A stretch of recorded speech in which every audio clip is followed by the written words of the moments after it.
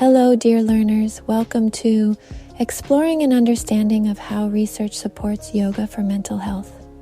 Let's embark on a journey of exploration, gently weaving the threads of research into the fabric of our own knowledge and skills. So whether you're a therapist, teacher, or simply a seeker of knowledge, I invite you to embrace these moments with a sense of gentle curiosity and openness. I'm your host, Judy Thompson, and in today's segment, we will be exploring the publication, Effectiveness of Yoga for Major Depressive Disorder, a systematic review and meta-analysis, published March 2023 in Frontiers in Psychiatry, authored by Yufei Wu, Danny Yan, Jianli Yang. While often associated with increased flexibility and core strength, the mental clarity and stress relief that accompany a regular yoga practice are being noticed more readily for their therapeutic potential. It's particularly noteworthy in the context of depression, a condition that affects millions worldwide. Yoga's holistic approach, combining physical postures with mindfulness and breathing exercises, taps into a much-needed aspect of healing for those grappling with this mood disorder. This blend of mindfulness and movement aims to create an equilibrium in the body's biochemistry and foster a sense of inner peace, essential weapons in the fight against depression. And it's no surprise that mental health professionals and individuals alike are increasingly recognizing the benefits of practicing yoga to help combat the symptoms of depression. In this episode, we'll examine the results of a comprehensive systematic review focusing on yoga's effectiveness for people with major depressive disorder, MDD. Researchers thoroughly searched through databases to determine just how potent yoga could be as an adjunct therapy for MDD. They analyzed PubMed, Embase, the Cochrane Library, and other sources, collecting 34 randomized controlled trials involving 1,269 patients in the yoga group and a comparison group of 1,072 participants.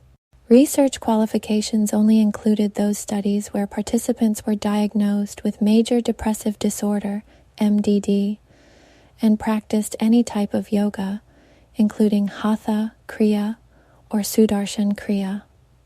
The study outcomes were significant. Researchers used reliable scales such as the Beck Depression Inventory and the Hamilton Depression Rating Scale, which are well-respected tools in psychological evaluations. What stands out in this analysis is its scope beyond depression. Given the frequent comorbidity of anxiety and depression, the study also assessed yoga's effects on anxiety using well-recognized measures like the Hamilton Anxiety Scale and the State Trait Anxiety Inventory. Data analysis showed a clear moderate effect of yoga on reducing depressive symptoms. This was reflected in a Cohen's d value of negative 0.60 according to the Beck Depression Inventory 2.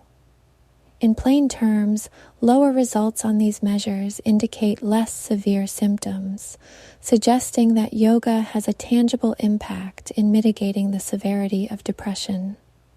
The Hamilton Depression Rating Scale results echoed this sentiment, which also affirmed yoga's place as a meaningful resource to support depression symptoms, as well as being effective against anxiety symptoms.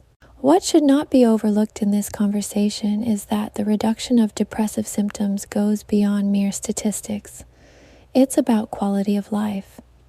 It's about regaining a sense of control, an exercising sense of agency and choice, and beginning to recognize small joys. Seeing moderate effect sizes in these studies is more than just academic success. It's an important additional resource that can aid in the symptoms experienced in depression. Let's remember that behind every data point is a human experience. Those who practiced yoga didn't just see numbers on a scale change. They potentially felt the weight of depression lifting inch by inch as they aligned their bodies and minds through ancient practices adapted to suit modern therapeutic needs. When we consider any form of treatment, especially for something as intricate and personal as mental health, safety is a priority. The systematic review we've been looking at reflects a remarkably high safety profile for yoga. The study shows that yoga isn't just safe, it's well received by patients. We're seeing a cultural shift where once hesitant individuals are now opening up to yoga as a legitimate and effective complement to their mental health care. This opens the door to a broader implementation of yoga within the healthcare system. Accessibility becomes a key point here. Yoga can be practiced almost anywhere, from community centers and local parks to the privacy of our living rooms. When taught in a trauma-informed manner, it can be inclusive and adaptable to various needs and abilities. And from this article, it shows there is evidence backing it as a beneficial tool against depressive symptoms. If we pause to consider the bigger picture surrounding yoga as a complementary treatment in the wide array of mental health care options, we can't help but wonder about the seamless integration of such a timeless discipline with contemporary treatment modalities. When we talk about treating major depressive disorder, traditionally we consider medications, psychotherapy, or a combination of the two as the cornerstone of treatment.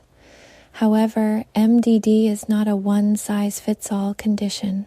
Many patients seek additional ways to manage their symptoms, either because they've experienced side effects from medications, or they are looking for ways to enhance the benefits of the treatments they are already receiving. And this is where yoga comes into play, gracefully filling in gaps that conventional treatments sometimes leave. By addressing the mind-body connection, it offers a unique approach that may enhance emotional regulation and foster a sense of well-being. Moreover, it has an incredible adaptability. It can be practiced in groups or individually, and it can be tailored to fit the physical capabilities of each individual. This makes yoga a very individualized and empowering option. Furthermore, in our fast-paced world, the stress relief and mindfulness aspects of yoga can't be overstated because these aspects are not only valuable for those with MDD, but can also be a key in preventive strategies. Yoga invites us to slow down, breathe deeply, and connect with the present moment, which in itself can be incredibly therapeutic. In the landscape of mental health treatments, yoga stands out not as a replacement, but as a valuable adjunct to existing methods. Yoga takes the conversation about mental health treatment beyond medication and talk therapy, and into the exploration of daily, holistic self-care. The implications of this could be quite vast. If we can embrace the idea that mental health care can and should be multifaceted, acknowledging the complex needs of each individual might be a way to transform mental health care. As we wrap up today's discussion, I want to reiterate the promising signs we've seen from yoga in the treatment of major depressive disorder. This systematic review shines a light on an alternative path that combines the mental body and the physical body, and offers those who are diagnosed with MDD hope and healing. As we end our time together, remember to embrace and witness the beauty of life and within shared experience. Be the thread that creates compassion and curiosity for others. Thank you for listening. May you find and share beauty and peace on your journey toward wellness.